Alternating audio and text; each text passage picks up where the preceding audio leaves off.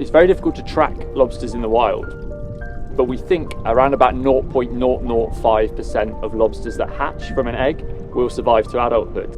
They're very vulnerable to predators. They're drifting around in the water column for a few weeks. The hatchery concept is to rear them through those stages in our controlled conditions, so then we'll release them back into the sea to give them that better chance of making it through to adulthood.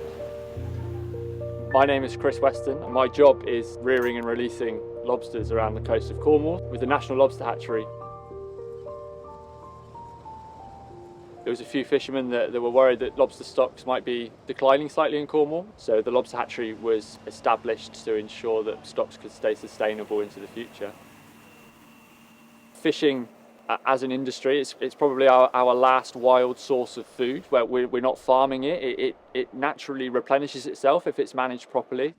Lobsters take around about 7 years to reach maturity, so where we're releasing lobsters at a couple of months old, those animals won't be contributing to the population and won't be able to be caught into the fishery for another 7 years. So that means that the fishermen that we work with are thinking longer term. They want a healthy population of lobsters years down the line.